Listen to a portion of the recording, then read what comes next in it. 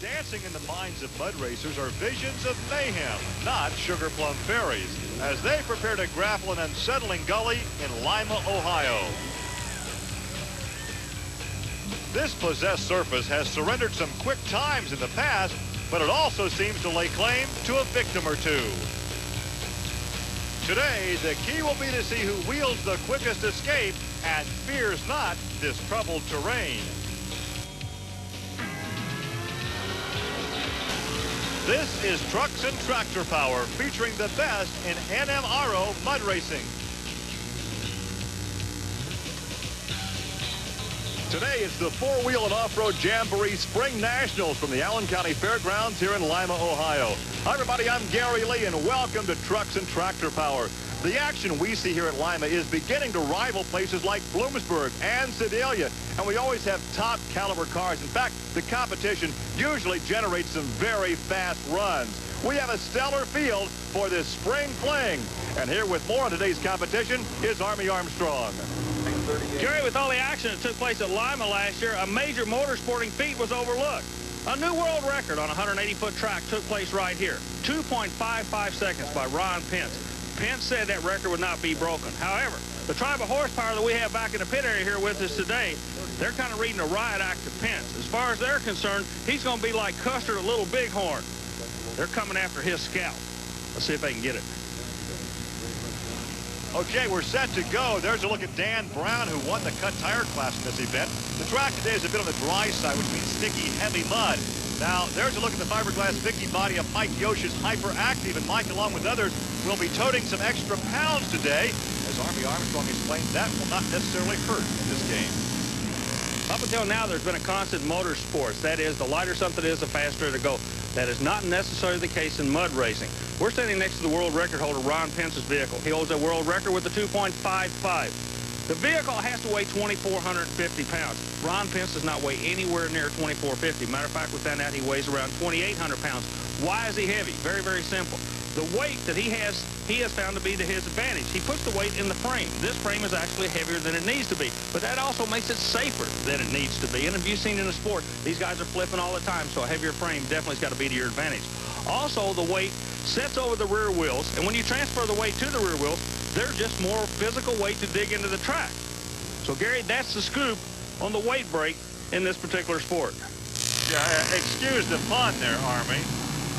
Well, over the far lane, it will be the man very, very familiar with Victory Lane, Tom Meents, in the Mud Patrol out of Paxton, Illinois, and he pulls up alongside Mike Yosha in Hyperactive. Both of these drivers trying to get a handle on the track. They're wrecking ordering, if you will. Nobody's been in front of them. They've got to try to figure it out. It looks like it's going to hold some speed and horsepower, and nobody really looked to be in trouble. Now, good ride for Tom there. There you saw his time of 2.749 and the Hyperactive at 2.803. Let's look again. Now, the first two out, look how smooth that track is, but the word in the pit area is this is the place to be, not at the end of the straw. Well, Tom Meents lays down a good one, gives him something to shoot for. He's with Army. 274. Advantage or disadvantage to go first? I'd say maybe an advantage today, but we stepped the motor up this year, and we're still having a little bit of traction problems. It's going to take us a little time, but I think when it turns around, it's going to really work to our benefit. A lot of people are concerned about the starting line. They said if it goes away, there's no hope for the guys in the back of the field. That's why I asked you about being first. What do you think the track will do?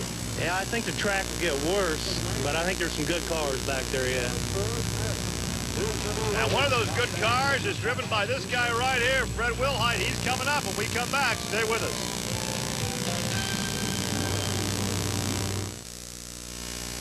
Welcome back to the Allen County Fairgrounds in Lima, Ohio, where four trucks present the four-wheel Jamboree Spring Nationals, part of the Special Events Performance Series. Neil Smith, an American Thunder out of Grantville, Georgia. This rear-engine Power Pro chassis is brand new for the 91 NMRO Rookie of the Year, and Army took a look at it.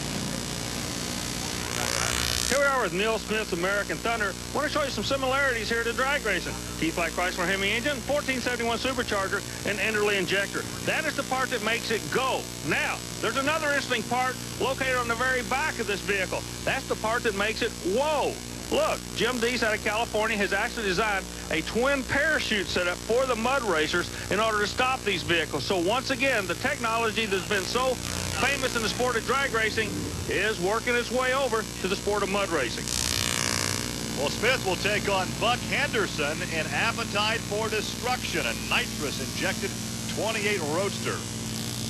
So will we see the chute deployed? I don't know. I think they have to clean that thing up. And repack it. Exactly. That's why you got a crew. Let's see what's going to happen. Good run. Number looked good. What was it, Gary? Whoa, we got another trouble. Yeah, before we look at the number, Buck was in all kinds of trouble at 5.62. No chute for Neal at a 2.746. Okay, now, American Thunder goes through and leaves a good lane for the man behind him. We could be seeing something happen here and then a lane going away. Let's talk to Neal Smith. 274, you're the guy they're all coming after now. That felt pretty good. This is a brand new car, and I had to back off of it a couple of times. We wanted to pull to the right just a little bit, but I'm real pleased with it as far as power range, but we can get a lot more out of it. But I hope that's going to hold, but I don't feel like it. Not showing a lot of confidence right there as we take a look at my favorite Martian, Fred Wilhite Money Pit. He could put some sponsorship names on those little balls coming out of the... Gary, ever since he put that helmet on, he's been your main man. Let's see what's going to happen. I'm worried about the lane that Wilhite's in. Rolls out. The man in front of him has problems. That could be indication of the lane going away. Meanwhile, the lane closest to us, downtown Brown, looks to have a real good smooth lane. Maybe get a kick out of the middle. We got to wait and see when he plants the horsepower. There's that kick. They were both kicking through that lane there. Wilhite out of his lane, disqualified. We'll take a look now at the time for Dan Brown at 2.842. That is good for, I believe, third on the leaderboard. Dan, of course, won the cut tire class here at the Spring Nationals. Take a look again, coming right at you. Well, you know, you think, looking at from the side, it's a straight race. No way. Check that out. Let's go down and talk to Dan Brown. Looked like you backpedaled about 3/4 of the way through. Is that because you're making too much horsepower or the track's not holding the horsepower you have? Well, we got out there about half track and the thing just left the ground and I heard it buzz up, and when it come back down, that's when you heard it backpedal. It just caught and hooked hard again. It left completely off the ground. We must have got 3-4 foot of air out of the back end out there. It's amazing how much these guys can hear and ascertain at that speed. It all happens so quickly, but they know exactly what happened. No problem. I'd have my eyes closed. Gary, this should be a very evenly matched race as the Chatterbox 3 comes out. He'll be going against Brian Harrell. We call him Flying Brian because this kid's coming into sport out of Pennsylvania with a family operation and is really starting to lay down some numbers. So there is a future to this sport. There's a lot of young blood coming in here, and since they're starting to get TV exposure, I think we're going to see more and more of that, Gary Lee. Schlegel and Harrell both with a pair of blowing Chevys. Whoa! Trouble about mid-lane right there. And Brian Harrell, of course, gets DQ'd. He's setting a skew in the mud. A skew. That's kind of like I'll explain it to you later. Right turn Chatterbox at 3.153. He was messed up mid-lane. How's that sound? As we take one more look, hang on, he gets rewarded. We'll come back with more action from Lima. Army Armstrong and Gary Lee back in Lima, Ohio on Trucks and Tractor Power as the competition continues. There's a good look at Aleix in Beefy Blue, the Chevy S10. He's come out with the new 3-speed Lincoln transmission that allows him to really stick the horsepower to the racetrack. Now the question is, will the track hold that horsepower? I don't know, Gary. Well, he goes up against Kevin Stone, and the heat is on. Boy, that name can tell you a story because as we get further into this field, the track is starting to go away a little bit. We've got a guy coming out here with a whole lot of horsepower that we know is going to be able to put it to the track. Again, will the track hold it? Let's wait and see. Oh, he's in trouble, Gary. Hang on. Oh, once over. A complete barrel roll. It happened about mid-track. Could you tell what prompted that? The horsepower when it came in, it just looked to me like it just powered itself on around. He didn't back on the throttle, so I don't know. The fire crew's right on the spot. That's one thing about these special events people. They got a good safety precaution. Well, let's take a look again. He hooks. Right there he hooks. Doesn't back on the throttle. Now he's into the throttle. Wow. He was headed for our scissor lift over there, one of our camera positions. You can see the crew talking to Big Al, and Al is about to climb out. He's okay. Both arms raised up to indicate to an appreciative crowd that he is okay. They could have broken an axle on this thing. Well, we had Flying Brian go through. Now we got Wow Al out there. I think we have one more angle to show you of this run. Now watch about mid-track. He gets in trouble, gets over the berm, drives it out of the mud, and now he's trying to get her woed and slow down, and he can't quite do it. Makes a complete barrel roll. That'll jar your dentures, but he is okay. You can see the damage to the truck, and he is standing by now with Army Armstrong. Well, real quick, I'm going to come up on one side, and the EMT's going to be on the other. I'm going to just grab you for a second, make sure you're okay, and then turn you over to him. Do you have any idea what happened? Well, we got crossed off up in the pit. I didn't leave off quick enough. She launches when she gets outside. I'm trying to get the throttle, keep it settled down, but they caught a horn over here and went over. Okay, I'm glad you're okay. I'm going to turn you over to Bill, our EMT. Did it. That was wild. I never did that before. Well, go home and watch it on TV. I'm glad you're all right. Thank you. Billy's all yours. You win. It was better than mine. Well, there's the damage to the front of Beefy Blue. The driver being checked out for Big Al is okay. Now some Class 6 highlights. Mark House in Pure Hell taking on Henry Mattingly in Magnum Force. Mark was running at 2.914 and Henry at 2.953. Well, earlier in the day, the track was seeming to hold up, go back together for a smooth racing surface, Gary. Jeff Ballard, the Port Brothers Express, would best those other two guys with a 2.903. Another wild ride for Tom Marsh at the Spring Nationals. The far lane taking on Chad Miller. Miller would turn an impressive 2.885, and the intruder would just simply turn, cross the line, and spread some straw. Yeah, I really took a chance when I lined up there, Army. I split the ruts there trying to get a good hook, and it hooked for me good. But then when I hit second gear, it really pulled to the right there because it got out of the mud on the one side. Ron Smith in the far lane would fare a lot better. Get a sub 3-second pass at 2.979. Bill Oldenwald taking on Al Stebbins in Rapid Transit. Stebbins' 2.835 shot would be good enough for 4th place.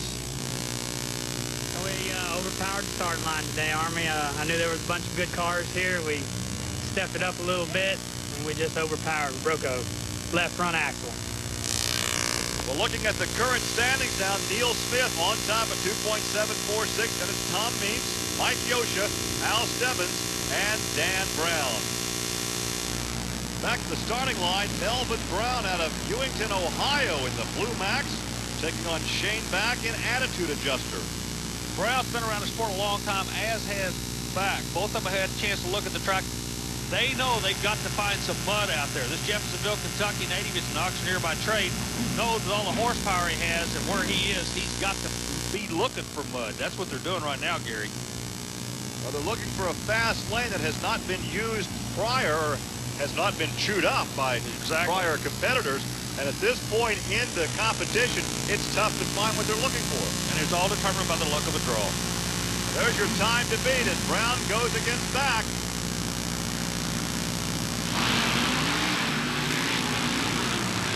Oh, rough ride for both. Hang on there. Oh, he's over. Upside down. A complete barrel roll, side to side. Boy, you opened the show talking about these guys thinking about Sugar Plum Ferries. These guys need to hold hand in hand and line dance in a minefield today. This track is possessed almost. Look at They're these really guys. getting in trouble when they turn them sideways, either in the lane or in the shutdown lane. How many times over the years have we seen exactly this happen? These guys run low air pressure for a good bite at the start, but when they get sideways, the sidewall collapses, the tire tucks, and they roll on over. Here's Shane with Army. Another day at the office here. You okay? Yeah, I'm fine. Just got a little swirly out there, and I'm trying to go for that record. You know how it is. What about the starting line? They worked the starting line, softened it up a little bit. Did you get a good bite on the starting line? I feel like we had a good bite on the start line. The car seemed to work pretty well. I noticed when I pulled up the line, I had a little bit of a fuel leak, but we went right on for it. I'm glad to see you're okay. Appreciate it. Thank you. Well, as Shane walks back to his disabled car, they'll remove that from the shutdown area. And we can tell you what a hospitable crowd we have here in Lima, Ohio at the Allen County Fairgrounds. We can also take a moment to tell you about the Special Events Performance Series. Pick up the latest in aftermarket parts and accessories with a visit to the manufacturer's Midway. There's also a show and shine competition with prizes in more than 28 categories. Call or write the Special Events Promotion Company to find out how you can be a part of these events or when one is coming to your area. Well, now back to the starting line where Tom Martin in the Mud Patrol is set to do battle with Rodney Covington in the Mud Rat. So the Mud Patrol against the Mud Rat. And the starting line seems to be the big question. These big scooper tires make so much horsepower. As Martin, who I can say has lost about 50 pounds of weight, he's on a diet program trying to get lighter for his car, goes up against Rodney out of Maryland in the Mud Rat. Both guys are still trying to figure out where to put the horsepower. Right underneath that mud you see them sitting in, it's hard as a rock, like a brick. Now, this is a pulling track, basically, so it's very packed down. And you want a pulling track to be hard, you don't want a mud track. But now when they get in the pit, they're okay, but the initial start, see, good race. Whoa! Once again, Covington in trouble. Oh, my! He rolled it side for side 2.5 times. That is the nastiest one we've seen, and we're looking for some movement in the cockpit. Of course, the driver encased in that roll cage. Safety crew's on the way. They're going to be there in just a second, Gary. There's the 2.723. That's the quick run for the day, but our concern right now is for Covington. Watch again the right lane in the shutdown area. See, he's broncoing right now. Then he comes out, hooks, high sides. But what hurt him right here is he's into the throttle trying to get the thing going, see? That car almost completely disintegrated. Had it not been built to spec, that man would have been hurt. So the roll cage stays together. Army, let's go down trackside. Gary, I tell you what, Lima has some unique situations, but I have never in my life seen a safety crew work this quick. We've been talking about them all day long. Kind of a unique situation. We told you how important this world record was. These guys literally are putting them on tilt. The driver is conscious. He's talking back to the safety crew. But, man, you can't say enough about these guys. You know, racing is a dangerous sport. You assume some responsibility. The driver's starting to come back around right now. Fire crew's with him. The EMTs are with him. Security's here. Everybody's doing exactly what they're supposed to do.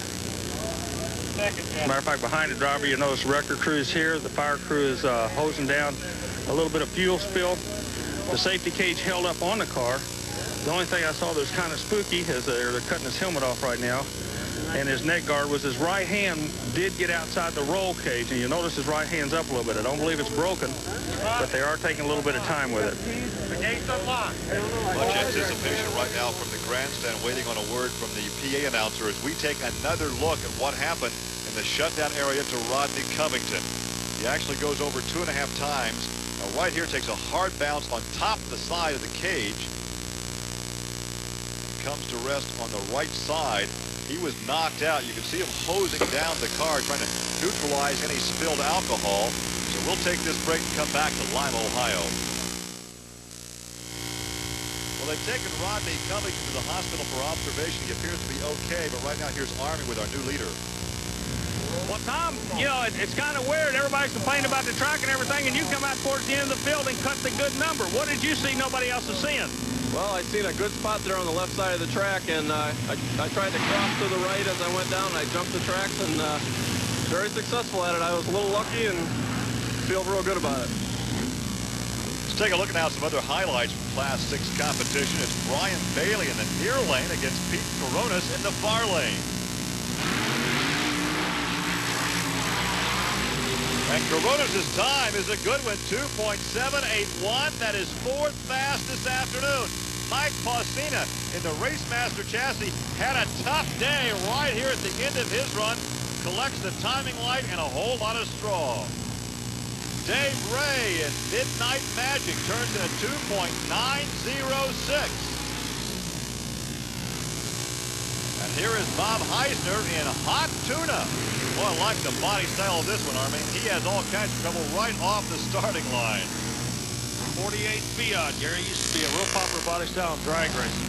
Well, back to the starting line, our final pair, Randy Lowe in the Chevy Blazer, Real Foolish Pleasure, taking on the man who set the mark that everyone's chased here with reckless abandon today, Ron Pence in Tater out of the state of Missouri. Well, you're right, they chased it with reckless abandon, but Tater said coming in that record would not be broken. Kind of made some guys mad, but looks like, whoa, he almost got in trouble, Gary.